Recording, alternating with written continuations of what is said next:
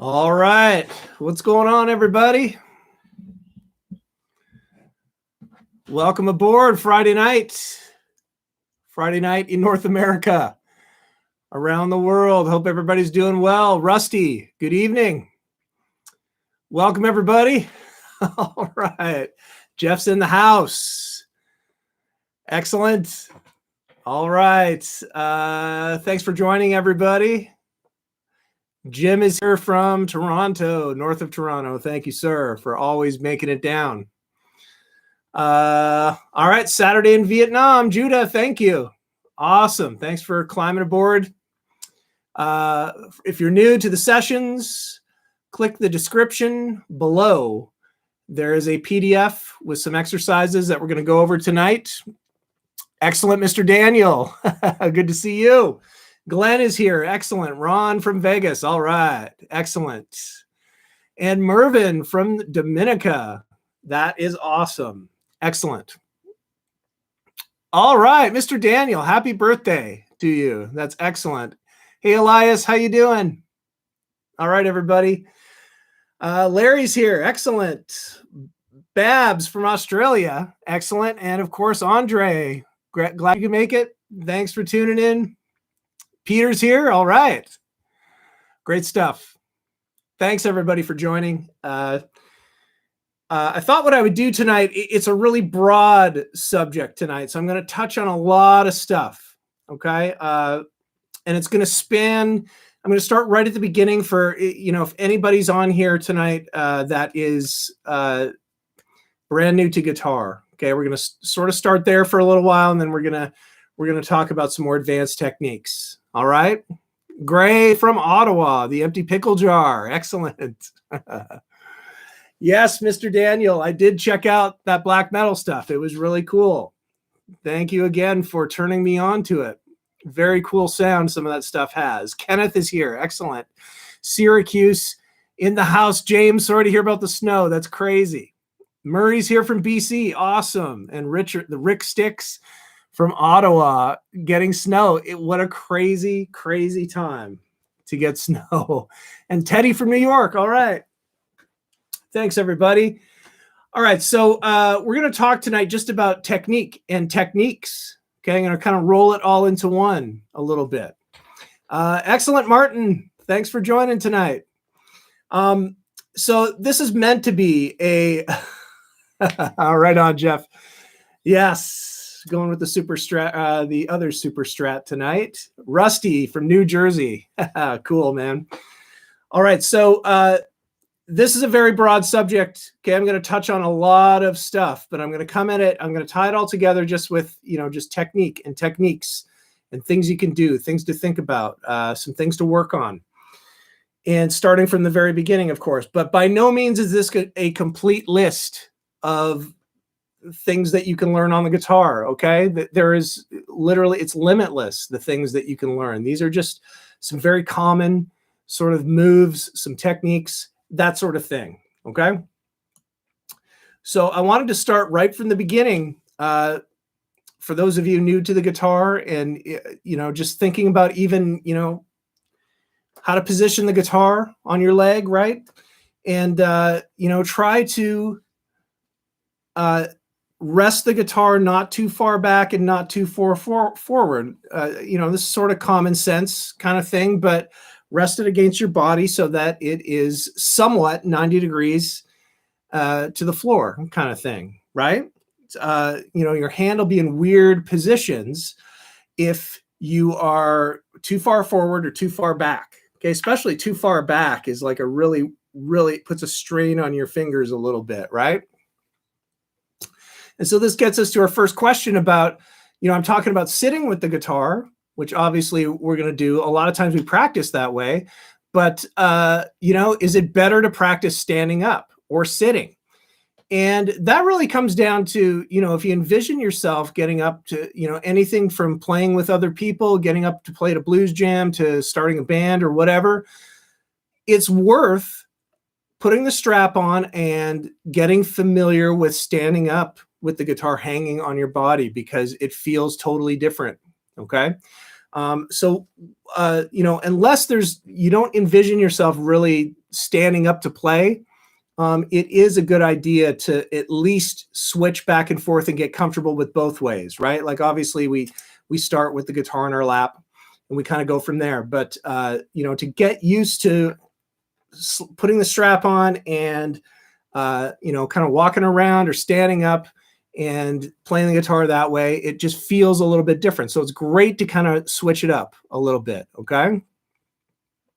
Excellent. All right. BTG Jams. Excellent. And Jeff Moore. All right. Excellent.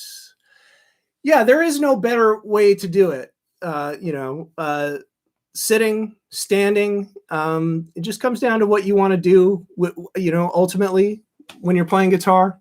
And, it's fun to stand up and rock out. So, standing up and getting used to it that way with the strap is always sort of encouraged. Okay.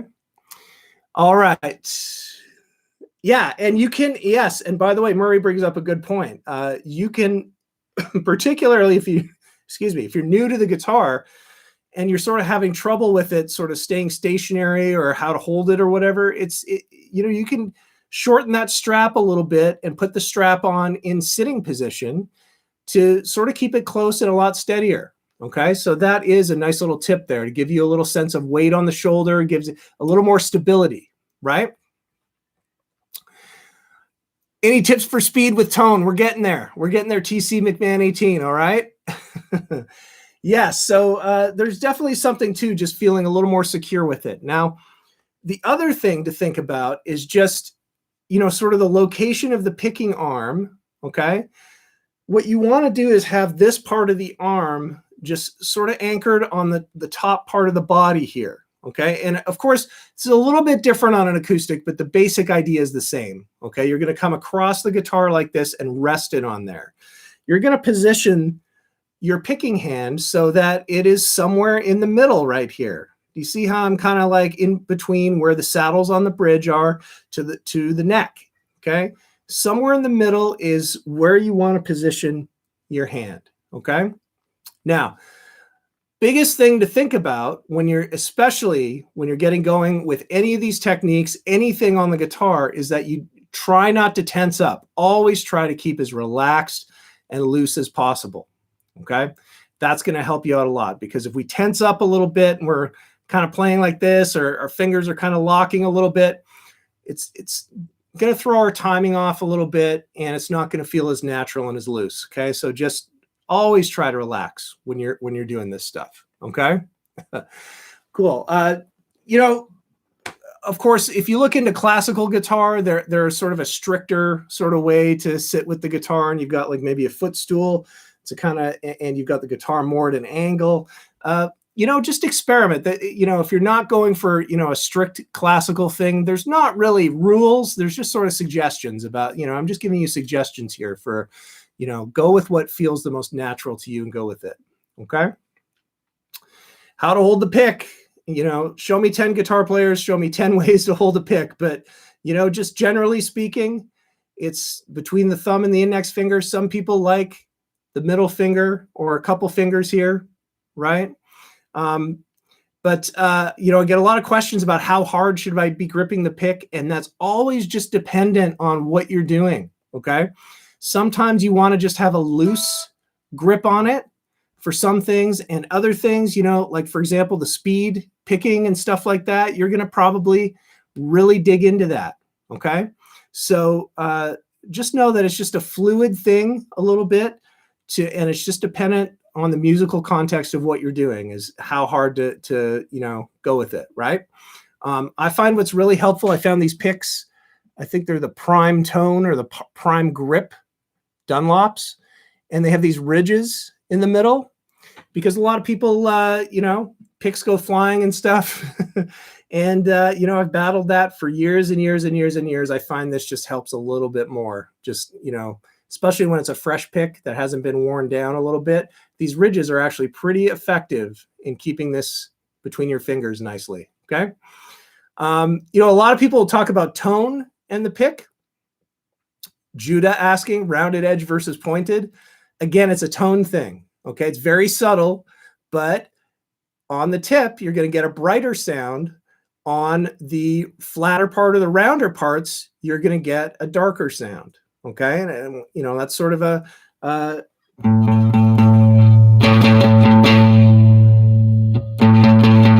it's a very subtle thing, right? Okay, but there is a difference in tone, so you can kind of play with that a little bit. All right, cool. All right, thanks for that, Trite 76. And of course, picks come in all shapes and sizes, right? Like this is just a sort of a normal size pick, 1 millimeter thickness. I like a little bit thicker for electric, a little bit thinner. I've got these gray ones, which are 71.71 that are a little more flexible. And I like that on acoustic guitars. Just, you know, it's a little bit firmer for the electric, maybe, you know, just depending on what kind of music you're doing, generally speaking, kind of dig in a little bit more and be a little more aggressive on the electric guitar. So I like that. But of course, they get really thick and really thin. So just find what you like. Try a whole bunch of them. Look at this. Glenn's got some rubber coating picks. I've seen those. Those are interesting. I haven't tried those, but that's cool if it works for you. And OH finds that the ridges are counterproductive because it gets stuck in there and it makes it difficult to spin it around. So there you go, right? See, Peter's got the prime grip. Really cool. What about Elixir strings? Love them. Yeah, for years and years and years, I used them on the acoustic guitar because they lasted and stayed brighter a lot longer. So that's great. I've never really did them with the electric, but I'm sure they're awesome on the electric. So yeah, +1 for Elixir strings. Okay, especially if you don't like, you know, if you like your strings to stay brighter and you don't like changing them that often, works well. All right, so what do we do now that we've got the guitar sitting here a little bit? We're nice and relaxed, and we're coming in this area. Okay, and like I said, this is all just a general guideline to get started, because you're going to find where you pick in this area affects the tone. You get like kind of these bright little pingy effects. You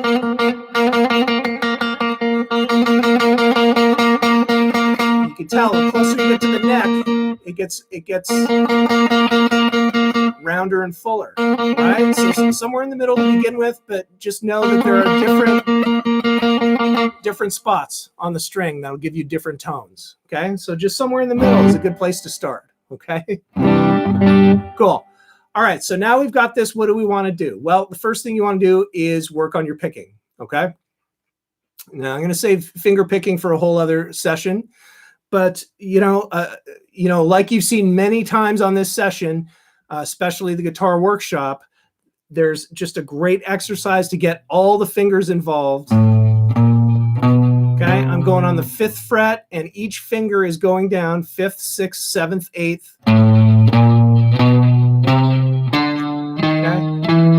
I didn't talk about string gauge. Yeah, 10 through 46 usually. 10 through 46 is what I like on guitars. Some guitars just depend on the guitar. Some lighter. The Wolfgang actually have 9s on that. Yeah, 10 through 48 is cool. Whatever you like. But and some of them go even, you know, like sometimes 10 to 52 is cool depending on the guitar, like a hollow body guitar type of thing. So once you get making notes, you got to get some mobility going in your fingers. So there's no better exercise at first than just 5, 6, 7, 8, each finger going through all the strings. Okay? That's the first exercise you see. And then you move up a fret and come back down. Okay? We've all seen this variation of the so-called spider warm-up exercise. Okay? Now, if you're first starting, you're just going to want to be doing downstrokes, but eventually you're going to want to work on your picking technique down, up, okay? And it's a little bit to get used to, so just start with one note, okay? And get used to doing down, up, and try to make it sound consistent, okay? That's the key, is that because the upstroke is just a little bit different in the way it feels. So you want to try and adjust that to make it sound like the downstroke. Okay? Try that on all the strings, and then eventually you want to go to down, up, down, up, down, up, down, up, down, up, down, up. Okay, does that make sense? All right, would switching from 10 to 9 require a new setup? It sort of depends. I mean, if you're going just one sort of step either way, you might be able to get away with not needing a complete new setup. If you know a little bit about intonation or how to, just raise and lower your bridge a little bit, that's really useful stuff. You can kind of tweak it, just little tweaks on your own. But if it's a big change in gauge, I would definitely recommend getting a different setup, particularly with floating bridges, like a Floyd Rose or a tremolo system. They kind of go out of whack if you got different tension on there. Okay. All right. How do you play G over G sharp? Good question. Wow. How would I do that? That is a crazy sounding. That's a dissonant chord, Sophia. I don't know where you heard that one. That's some crazy music. I've got a G triad up here. And I'm just hitting a G sharp in the bass. So I don't know what song that's from. That's crazy. Jim asks, any reason to start on the 5th fret? I always start on the 5th fret just for newer people to people who are new to the guitar. If you're more in the middle of the neck, the frets are a little bit closer together. It's a little more of a stretch down here. Okay, that's the only reason. Once you're comfortable all over the neck, definitely you can start that exercise at the 1st fret. Okay, but I find with students that are new to the guitar, this is even just a little bit too much of a stretch. So just up here is a little more of a sort of middle ground for that. So that's the only reason why. But other than that, you can do this anywhere on the neck. Okay, and it's going to help you out a little bit.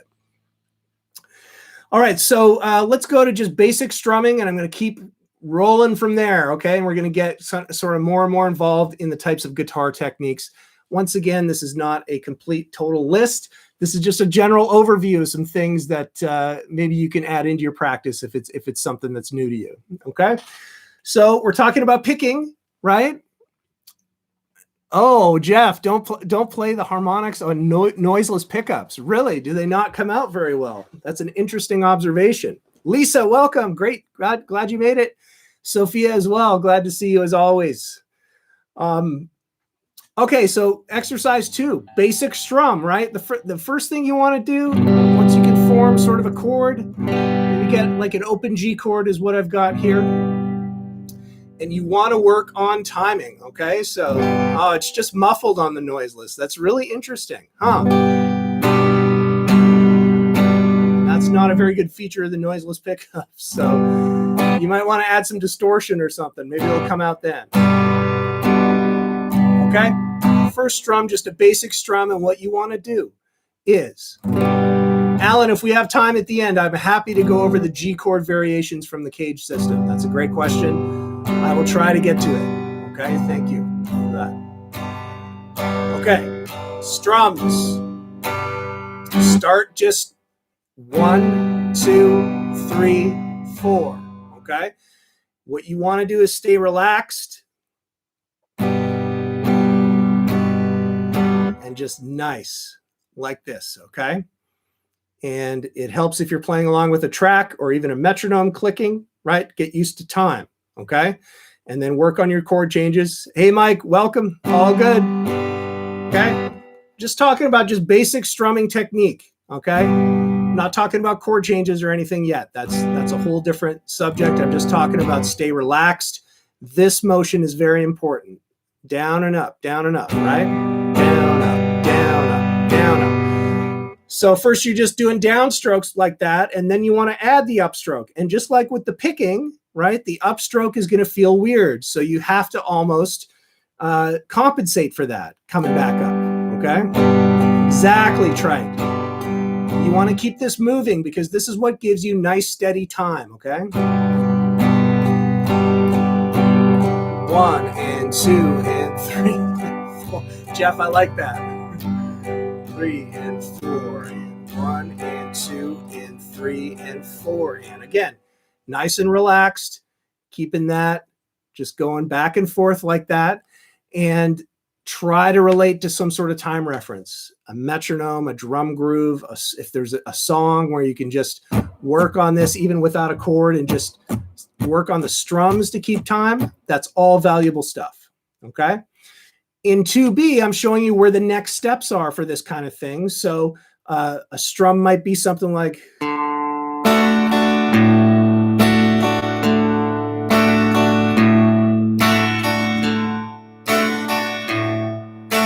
Okay, that's the first example in 2B, is playing off a D chord and alternating between the open D and the open A string. And that's what they call a root fifth, alternating bass line. We're adding in a down-up strum in between. So it's just a down on the root note, a down up on the chord, and then again on the fifth, okay? That's it as a Johnny Cash special, absolutely.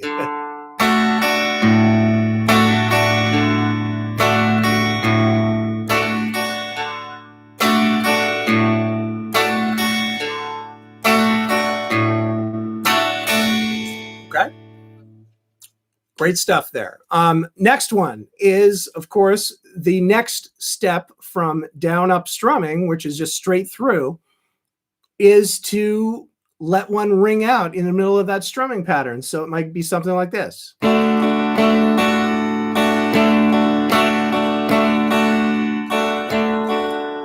So the and of 2 is my last strum that I'm going to hit the strings, and I'm actually not going to do the next downstroke on the third beat of that bar, okay? I'm going to wait until the next upstroke to hit the strings, but that doesn't mean I stop this motion, okay? Just like what Trite is talking about, Trite 76. Okay,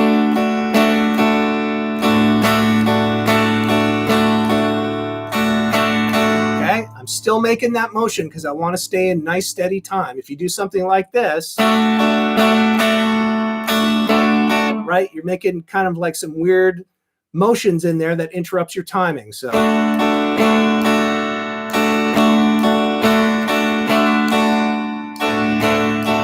right? Straightforward, straight ahead. Absolutely. Strumming strength. Talking a little bit about dynamics. We can talk about that as well. Okay. Yes, absolutely. Okay. Cool. Cheers, everybody. Okay. Next is sliding. So now we're getting into, yes, metronome should be your friend. Absolutely. Okay. So we have some techniques here. Here's a sort of a laundry list of some techniques that you may have seen before, you may not have, but they are really fun to incorporate into your playing, and they're means of expression. Okay.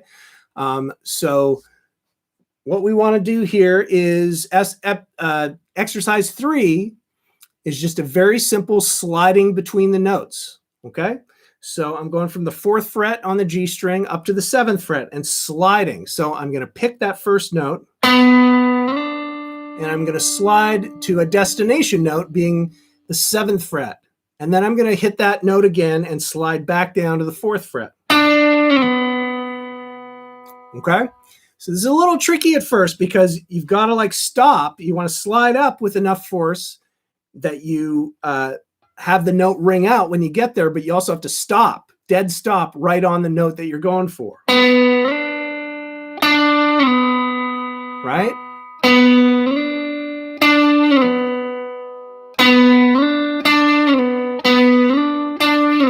And of course, this is just a very simple example. You can, you know, like we've done in some previous sessions with the guitar workout, for example, do that to play a scale, like a pentatonic minor scale, maybe. Right? It's good exercise for doing slides, but you can do all sorts of expressive things with this one little skill, right? Just sliding between notes. And it's just as very simple as even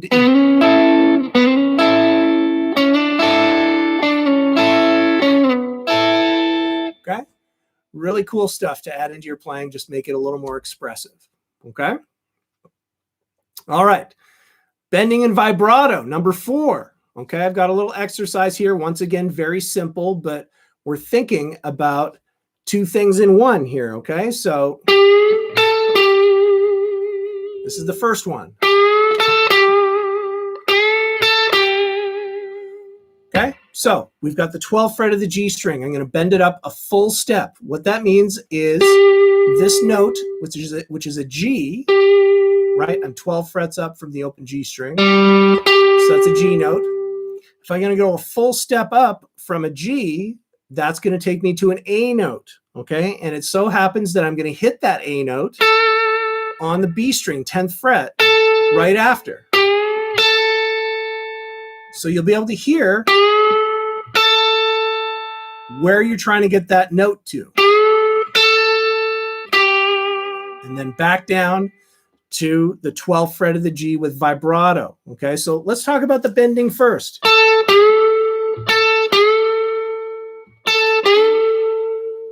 Okay. I want to see this. The 1975, this is Sophia's thing. C, then it's G over G sharp A. 6th string, 4th fret, 5th at 1st string muted, 4th, 3rd, and 2nd open. Oh, so here.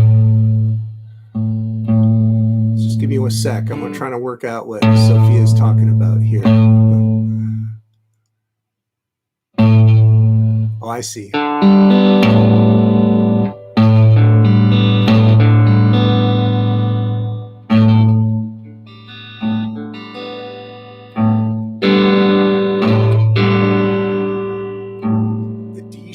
On the 8th fret.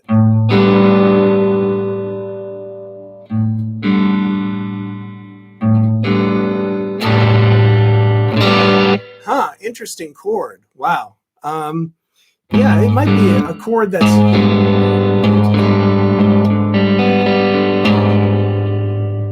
8th fret, 4th string, huh? That's an A sharp though. G sharp is here.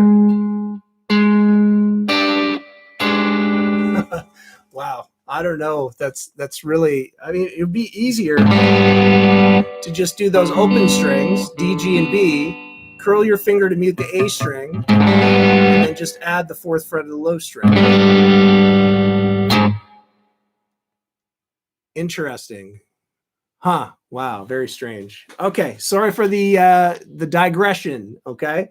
We were talking about bending and vibrato. Okay. Thanks, Rusty. Smash the like button, as they say. Andre, I'll try to get to your question in a little bit. Okay. Thanks, Scott. Excellent. All right. All right. So for bending, let's talk about bending. Okay. In this example, we're using our ring finger to push the string up, okay? And we're trying to get it in tune. So we're trying to get it a full step above the note we started with, okay?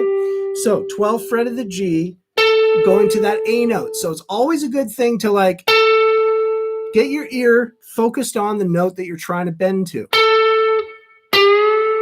okay? And then you want to involve all the fingers getting behind this finger that's on the fret that's going to be bent. Get your other fingers on the string right behind it. Okay. There's all sorts of locations for the thumb that might help, like over top if you can do it. But even if it's just halfway, like in the back of the neck, that's okay too. Okay. You can do it that way or this way. That gives you a little more leverage. But you can see it's a flick of the wrist, right? You see that? Whereas this way, if the thumb's behind the neck like that, you're sort of letting the fingers do all the work. My wrist is still moving, but you can't really see it as much as you can here. You see that? So that wrist is moving. Okay? So once you develop some strength, you want to also work on the index finger doing it. And so that's kind of tricky. In that case, I really do need that thumb up there to help me for leverage to getting that up there, because I don't have fingers to help with that, right? You can go up and down with that depending. Okay. Anyway, lots of little different variations on that. And then the next part of the exercise is doing it on the 13th fret of the B, and then going up to the 10th fret of the high string. Okay. Let's talk a little bit about vibrato. Now you can see I'm pulling down a little bit on the vibrato. Okay. All right. Now, they're just a small series of bends, enough that you can kind of hear it, but not like, you could do wide vibrato if you wanted to, if you really got excited with it, but it doesn't take a lot, okay? So in order to sort of get some vibrato onto your fingers, go really slow with it just to get that motion in. And once again, it's that twist of the wrist, just a little bit. Now you can either, depending on the string you're on, and depending on which direction you want to do it, and whatever feels the best. Okay? I'm pulling the string downwards here, back and forth. Okay? Or push it up. Okay? All right, but the key, I think, to really getting this down is to go slow with it. Okay? Don't try and do it like as fast as you normally would when you play. Really try to build in that motion nice and slow. Okay? Does that make sense? And if all it takes is a couple minutes every time you sit down with the guitar. Go, okay, I'm going to work on my vibrato. It only takes a couple minutes, but just go really slow and just work on that motion. Okay? And eventually it's going to feel really natural. You won't have to think about it as much, and you can start to develop it further a little bit. Okay? Go a little bit faster with it. Right?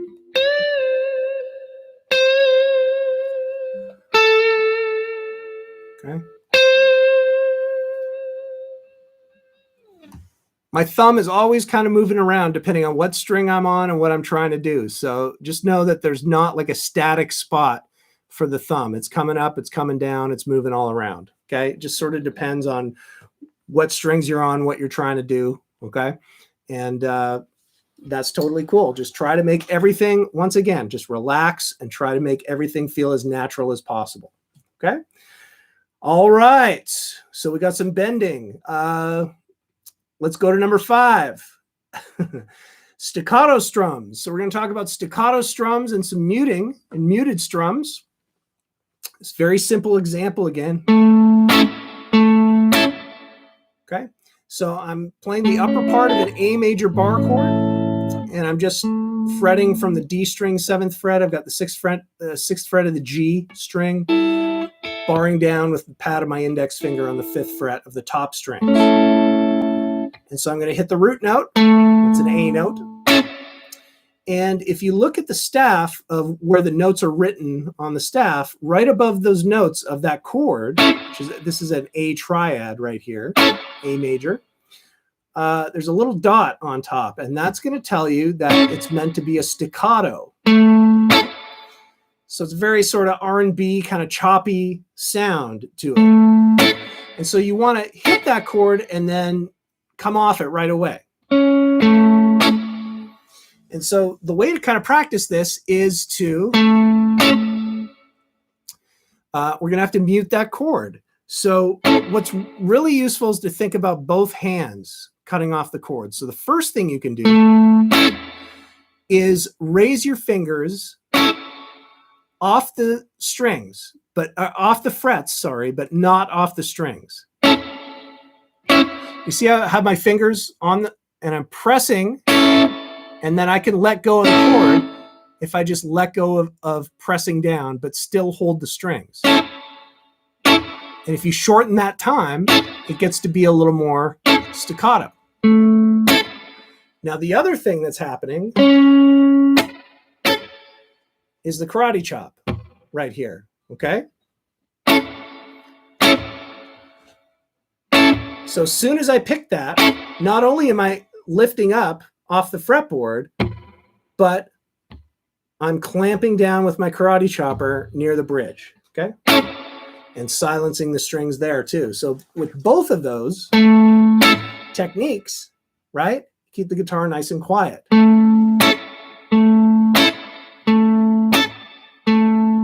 Okay? Now, there's another thing called muted strums. And a lot of times these are used in sort of funkier type rhythm guitar type things. So I've got the Hendrix chord here. For those of you who know the E7 sharp 9. Okay, so 7th fret of the A, 6th fret of the D, 7th fret of the G, 8th fret of the B. And, thank you, Trite.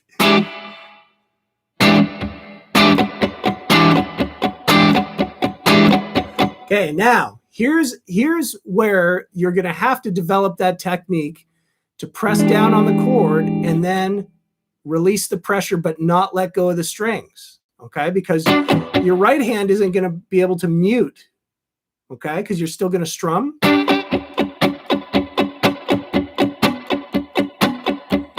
Okay, here you go. So you've got down, up strums, and for the first downstroke of every 4 strums, you're going to press down with that chord.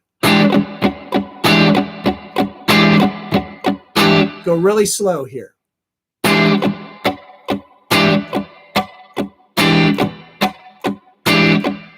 Okay? If you get it going really fast,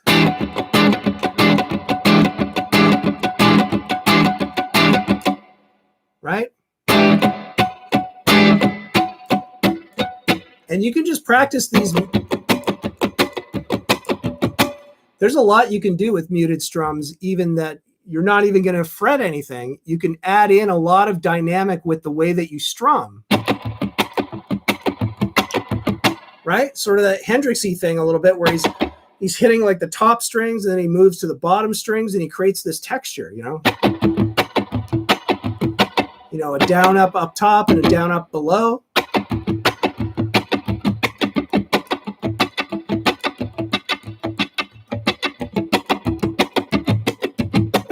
Get all sorts of different sounds coming here. And also where you hold the strings. You start to hear those harmonics pop out a little bit depending on where you are, right?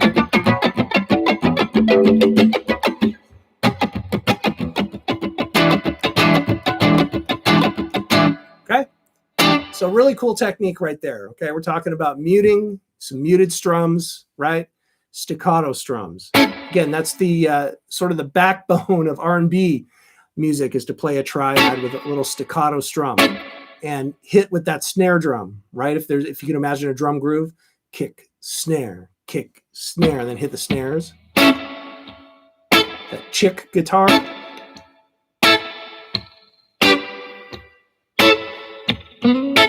Okay, cool. Yeah, the U2, right? Audible Headache. Good to see you again.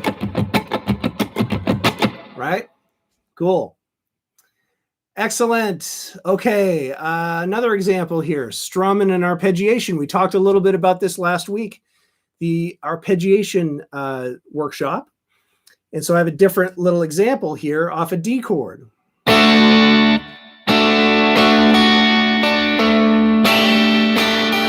Whoops. See if I can play it right.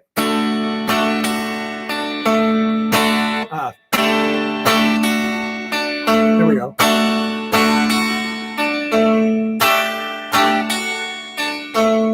Okay, so it's great to incorporate some strums and arpeggiations. Okay, and you do this in all sorts of ways. This is just one small example of a couple downstrokes on a D chord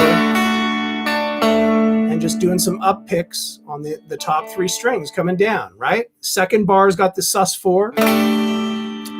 For those of you who don't know, this is a D major chord. And if I add my pinky onto the 3rd fret of the high string onto that chord, it becomes a D sus4. suspended 4 chord, which sounds pretty floaty, right? It's sort of, it takes away the major third of the chord, which makes it sound resolved.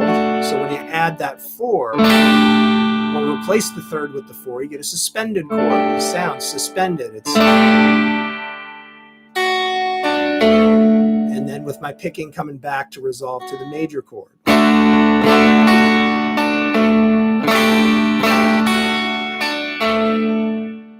Cool?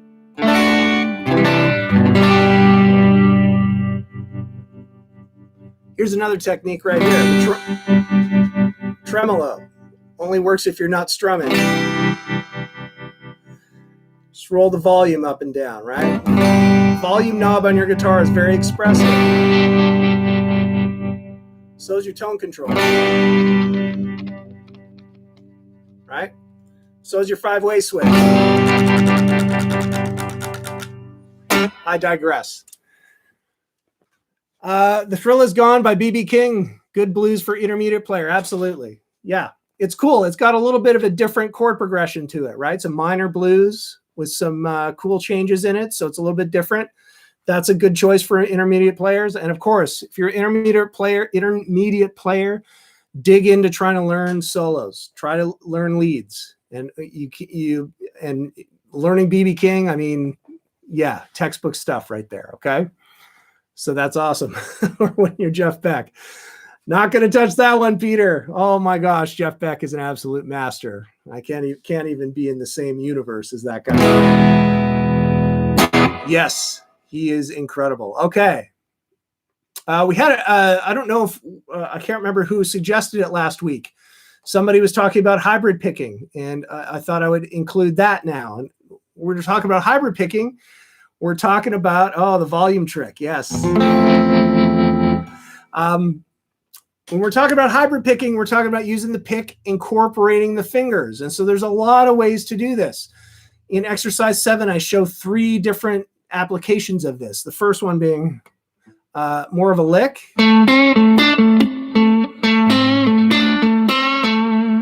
Okay, so what you've got is you're picking the D string, 7th fret, and then I've got some notes on the G string that I'm going to pluck with my finger. Okay, listen to the difference in quality. I'm going to pick that one.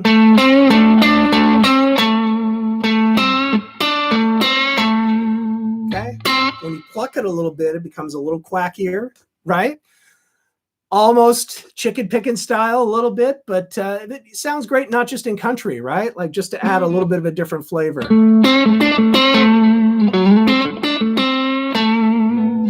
Okay, that sort of idea. Even thinking about adapting something as more advanced finger picking like Travis picking, you can do with hybrid picking too. You can use the pick, and I'm using an A minor, the upper part of an A minor chord, and I'm going.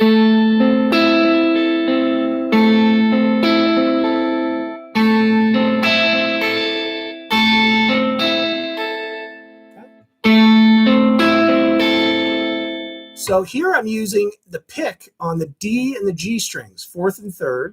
Okay, I'm holding this A minor, upper part of an A minor bar chord, right? And what it allows you to do is you're picking the D string, but also the high E string at the same time. There's 2 strings in between, but hybrid picking allows you to play those notes together, right?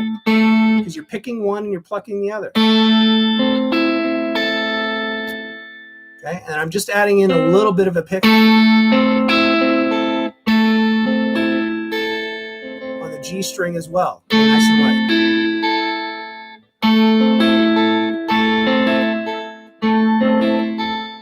That's the idea there. Yes, some definite black metal stuff there if you want, Mr. Daniel. Absolutely amazing. Absolutely, sir. So another great place to use the hybrid picking is with 6ths. Hey, Susan. Okay, so these shapes, the first one being 6th fret of the G string, 5th fret of the high string. Okay. Arthur with the dadgad. Nice. I love it. What it allows you to do with hybrid picking is to pick the G string and then string skip really easily to the top string. And you can kind of play those together if you want. Okay, really nice sound there. These are sort of more sort of country double stops.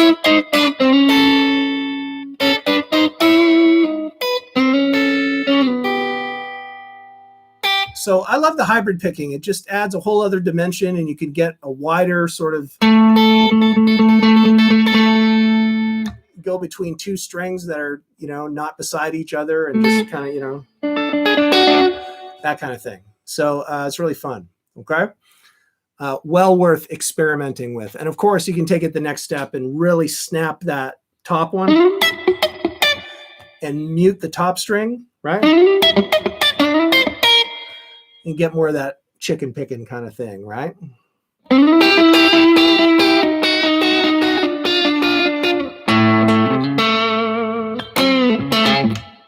All right, cool. All right, plucking. This leads us to plucking. Okay, just doing away with the pick, and I've got like a sort of a riff kind of thing here.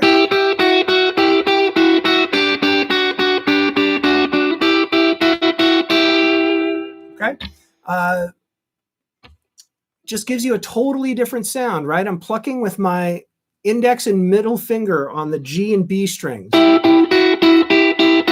See that? I'm plucking. I got my thumb sort of anchored.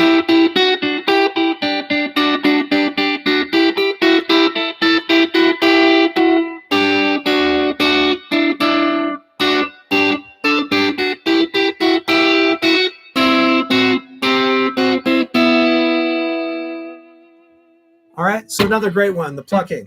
Okay, and of course you can use that.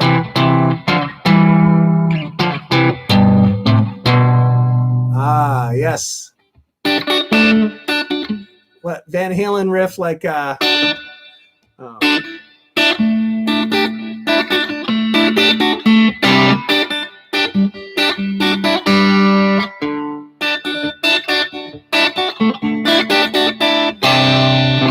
That kind of thing, right?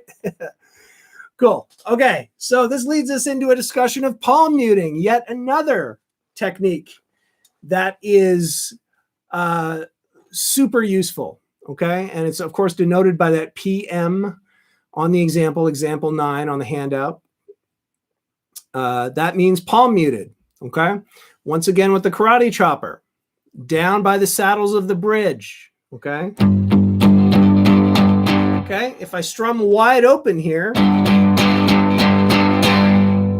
and if I now put the side of my hand right just kind of up here, notice like you can kind of find the sweet spot of resting that karate chopper sort of on the saddle a little bit, and the direction, like sort of experiment with how hard you're, you know, it doesn't take very much. You don't want to like super press down. Okay, just rest it on there nice and light and experiment with the position of it relative to the bridge. Okay, you can kind of open it up and down a little bit. It's very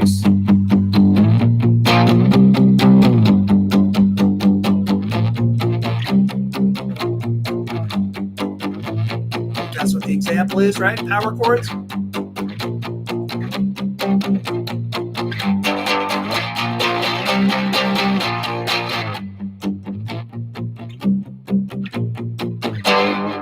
Okay, so that's palm muting.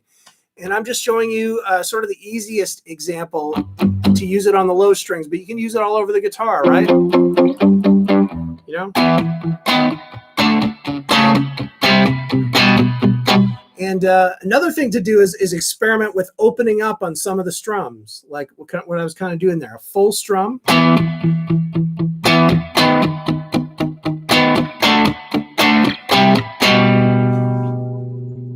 Add a little bit of texture in there a little bit, okay?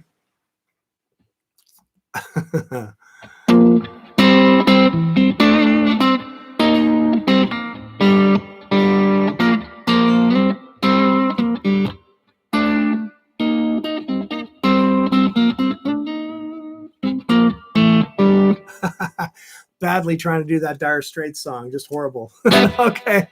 Yeah, you guys, that is not an easy riff. Mark Knopfler, you need to bow down, right? Pretty cool. All right, I should learn that song sometime. All right, well, Susan, sounds great. Dust off that electric. Absolutely. Anything that'll make it a little bit easier and hopefully get back to enjoying playing the guitar, right? We hope so. We hope so. All right, excellent. Okay, so this leads us into some picking and legato speed building. We had somebody ask about speed building and picking from last week. Peter, any new songs from Unity? Oh, we got some in the fire right now, but we all lead busy lives, so it takes a really long time for them to roll out. I'm hoping soon. I'd like to do a lot more of it. But, 4 guys living, in different geographic locations with busy lives is it. So thanks for the interest. I would love to do more for sure. All right. So somebody was asking about speed building. Okay. So this is where your metronome comes in real handy if you're, into speed building. And I gave you a few exercises here to work on that will help give you something to work on your picking. And you'll notice that I've got more of a triplet sort of thing going. And this is a 3-note per string A major.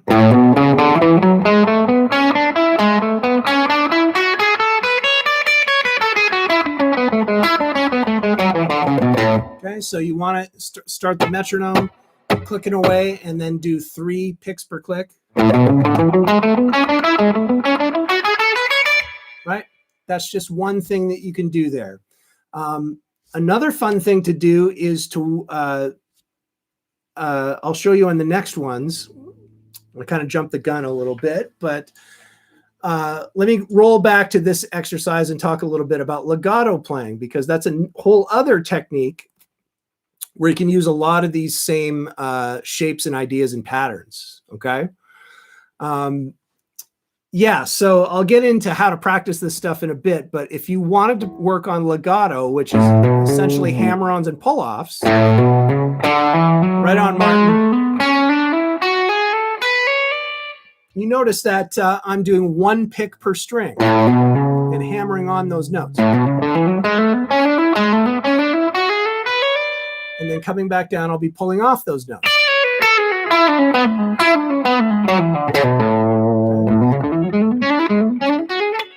That kind of thing.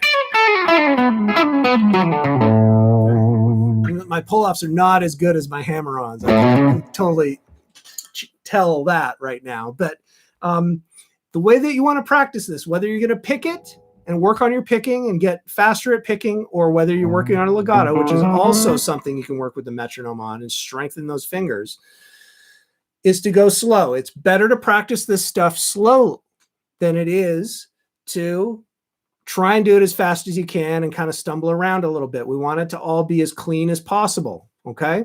So it's better to find the metronome setting, find a speed where you can execute this smoothly and cleanly. And even if it's this.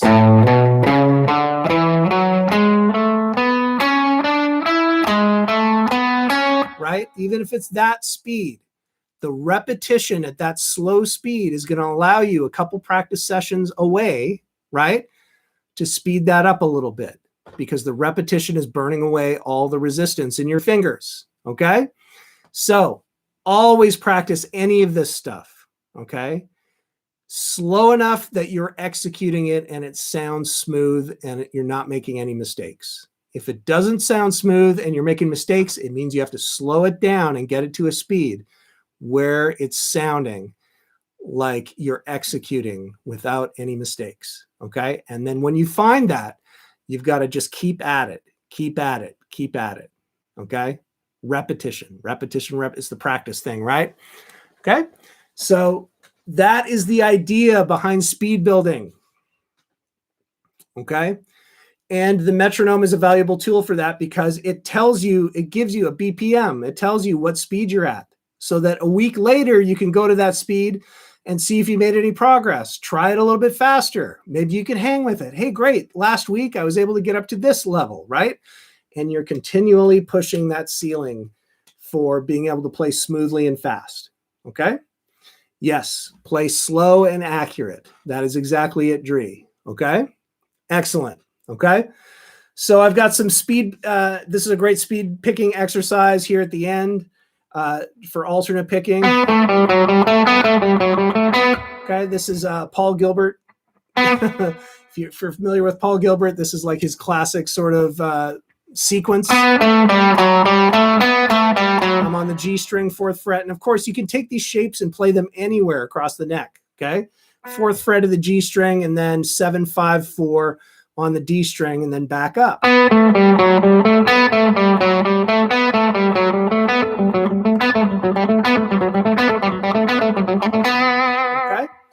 so now what I notice is that when I get faster, when I try to get faster, I tend to push this pick in a little bit and get a little more. Okay. So you might find that you have to make little adjustments to be able to move from this.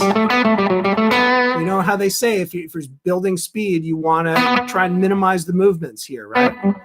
So small movements rather than big ones, right?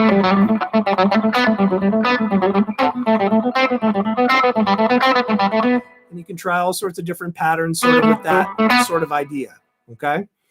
And that one works really well for picking. You can work on your legato playing if you wanted to with that pattern.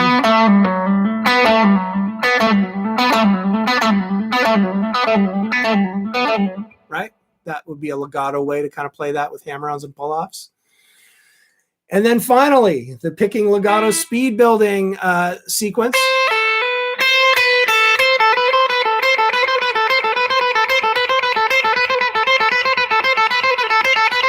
Right? So this is 8 and then 5, 7 and then 8, 7, 5.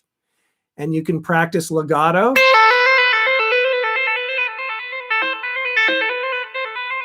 Right? Or you can practice your picking with it.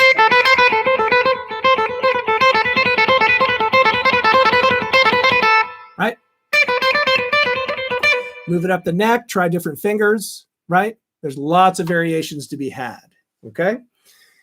All right, so hopefully you found something in there that maybe you hadn't thought of, maybe you hadn't seen before, maybe something to experiment with.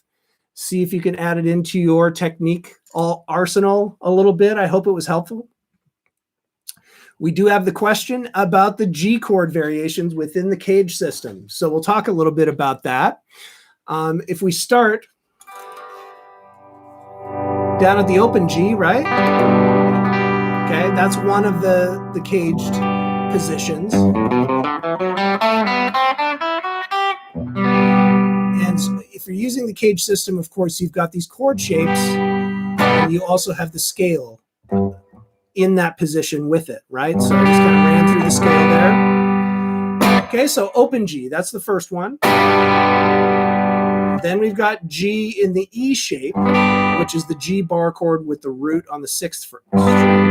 Okay, there's your next one. Right? Okay, next one is the D shape, actually. Okay, so do you see where we're changing positions? So we can play a G chord in every position, right? So this one is, if I slide the D chord all the way up to 7, 8, 7 of the top 3 strings, that's a G triad. But if you sort of bar down on the 5th fret, right? Because down here you don't have to play that because you got the nut. So if you move up to the 5th position, you've got a bar down. This is kind of not the easiest chord to grab. Okay, a lot of times we'll grab this, the power chord, and then we add the major 3rd down here, 7th fret.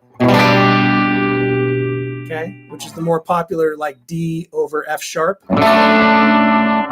chord, right? You know that one? Right? So you can do that. Whoops, how would I do that? Okay. Well, there's that. Or you can do just the G there. All right, so what's next? Well, in this position, I've got the C shape that I'm sliding up to this root note 10th fret of the A string, barring down on the 7th fret. Okay, that's basically a C chord that's slid up. There's G major. Okay, of course the scale is there too. I know I didn't play the scale down here. There it is for that one. Here it is here. And then you've got the G bar chord root 5, 10th fret of the A string, barring down on the 12th fret. Right on, Mike. Thank you. Okay, so there's that position. Okay, and that's the A shape, right? Open A, slid up, made into a bar chord. Now, once you get to the 12th fret, you start all over again, right? You have the open G. Here you go. You play the open G up here, but you have to bar down on the 12th fret. That's not really a chord that we usually grab, but parts of it, certainly. The upper part, certainly the triad right here. Triad with the 3rd on the bottom, or even just the lower part of that chord. And it all repeats again, okay? Do you always get the name of the chord from the root note? Generally speaking, yes. Yes, we do. The only case where we don't are what's known as piano chords or slash chords. And for example, Sophia was asking about a G/G sharp chord. And what that tells you is that there's a full chord and then slash root note. Okay. And that comes from piano players having, left hand, right hand, kind of. So the right hand would be the chord, left hand would be the bass note. And so on guitar, a lot of times we have chords that are sort of easier explained. For example, this one. Okay, I've got an F triad up top, and I've got a G in the bass. Okay, you'll see that F/G. Okay, because it's sort of hard to figure out what all these other notes are related to the G note. So it'd be a really complex sounding chord. So sometimes it's just easier to say F over G, F/G, F over G. Or in the case of Sophia's really dissonant chord, G/G sharp. That's crazy. Makes sense?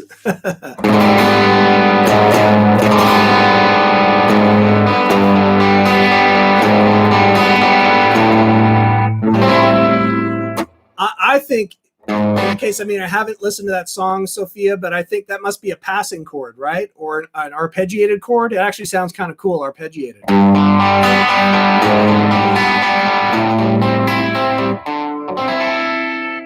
Something like that, right?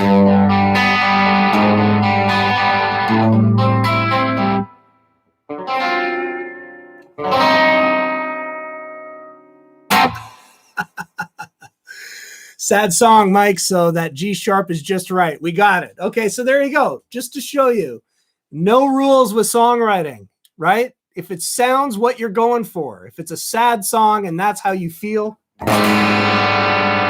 then that is the perfect chord, right? So there's no wrong answers when it comes to making music, okay? You can explain away everything with how you're feeling and translating it onto the guitar, right? It's passing from an F. Pretty cool. Maybe better on the clean channel. You're right. Clean it up a little bit. Let's see.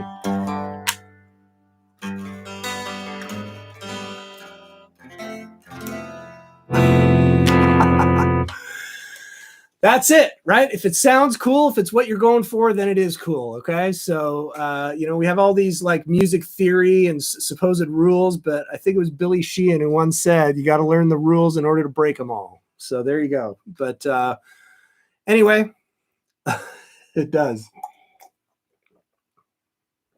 All right, everybody. Super appreciate you tuning in tonight. Thanks for all the questions. Really appreciate that. We'll be back next week. We're going to do a guitar workout next week, so we'll do some more playing. And I appreciate it. Thanks so much. Right on. Have a great weekend. Have a great next week, and we'll see you then. Take care.